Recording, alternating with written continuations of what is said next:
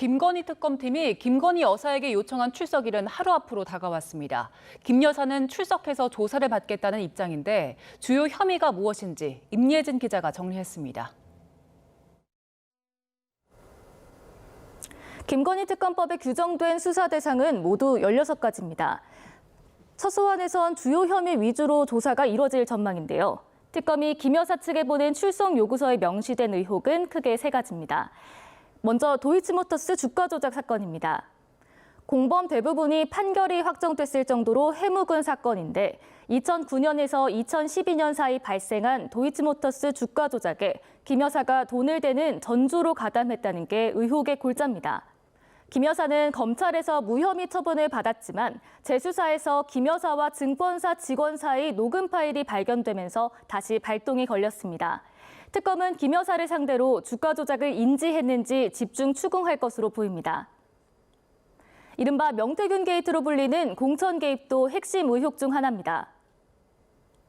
특검은 지난 2022년 대선에서 윤 전 대통령 부부가 명태균 씨로부터 무상 여론조사를 받은 대가로 그해 치러진 보궐선거에서 김영선 전 국민의힘 의원이 공천받도록 관여했다고 의심하고 있습니다.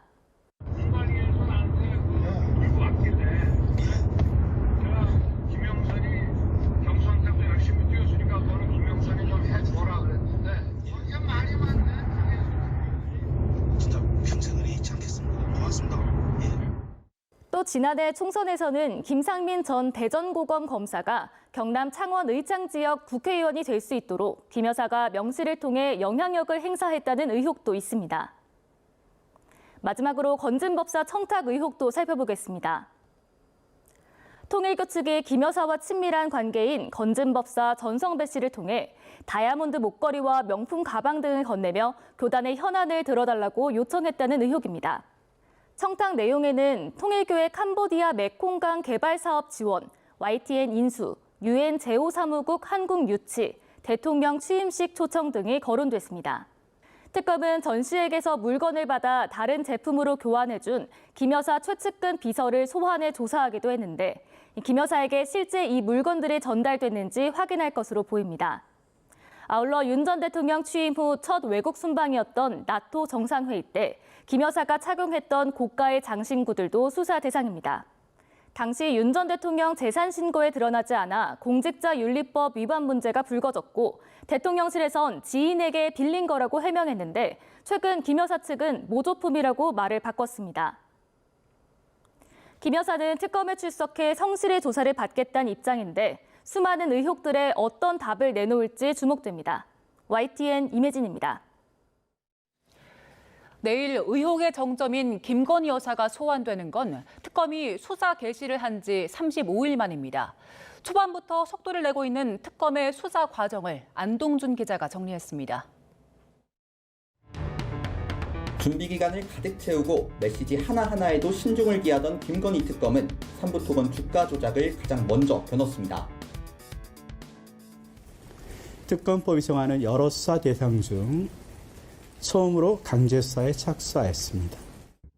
우크라이나 재건 사업을 내세워 주가를 띄우는 과정에 김건희 여사와 원희룡 전 장관이 연루됐다는 게 의혹의 골자인데 압수수색 보름 만에 전현직 경영진을 구속했습니다. 통일교 측이 건진법사를 통해 김 여사에게 명품을 건넨 청탁 의혹. 통일교에 대한 대대적 압수수색 이후 특검은 직접 선물을 전달한 전 간부의 신병을 확보했습니다. 최근엔 김 여사를 측근에서 보좌한 이른바 문고리 3인방을 조사하며 수사망을 더 좁혔습니다.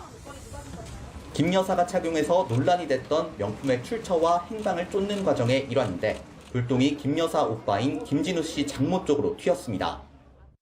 김 여사가 어디 있는지 모른다던 목걸이가 사돈집에서 발견되면서 김 씨와 장모까지 특검 조사를 받았습니다.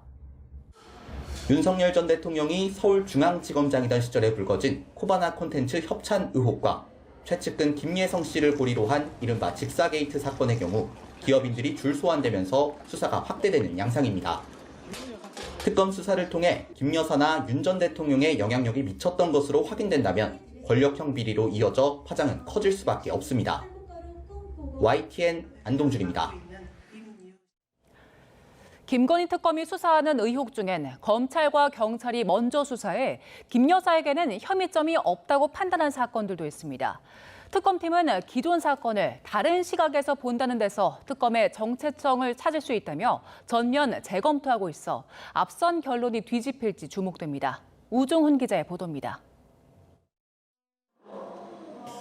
김건희 특검은 앞서 검찰이 김 여사를 무혐의 처분해 논란이 된 기업들의 코바나 컨텐츠 전시회 대가성 협찬 의혹을 정조준하고 있습니다. 김 여사 자택과 사무실을 압수수색하고 협찬 기업의 대표를 소환 조사하며 혐의를 다지는 중인데 출범 전부터 과거 기록을 전면 재검토해온 특검은 의문이 남지 않도록 하겠다는 의지를 드러냈습니다. 코바나 컨텐츠 관련 전시회에 기업들이 뇌물에 해당하는 협찬을 제공하였다는 의혹 사건에 대하여 준비 기간부터 과거 수사 기록을 새로이 재검토하였습니다. 특검팀 수사 대상인 16개 항목 가운데는 이렇게 검찰과 경찰이 이미 들여다봤던 사건이 많습니다. 김 여사 가족 기업이 연루된 양평 공흥지구 개발 특혜 의혹도 그중 하나입니다. 지난 2023년 경찰은 1년 6개월간의 수사를 마무리하며 오빠 김진우 씨를 사문서 위조 등의 혐의로 검찰에 넘겼지만 김 여사는 수사를 개시할 사유가 없다며 각하 처분했습니다. 하지만 특검은 김 씨와 모친 최은순 씨에 대한 강제 수사에 더불어 추가 기소가 필요하다며 김 씨 재판의 연기도 요청했습니다. 다 끝난 사건 아니냐는 일각의 비판에는 기존 판단을 다른 시각에서 본다는데 특검 수사의 의미를 찾을 수 있다며 자신감을 나타내기도 했습니다. 이외에도 출장 조사 뒤 검찰이 김 여사를 불기소 처분해 논란이 된 디올백 수수 의혹과 서울고검의 재수사 과정에서 김 여사가 주가 조작을 알았을 가능성이 담긴 녹취가 뒤늦게 확보된 도이치모터스 사건도 특검이 결과를 뒤집을 수 있을지 주목됩니다. 다만 검찰과 경찰은 수사에 부실함이 없었다는 입장인데다 김 여사 측도 혐의가 없다고 판단된 사건에 대해선 자신감을 보이고 있어 특검 수사 성패에 이목이 쏠립니다. YTN 우종훈입니다.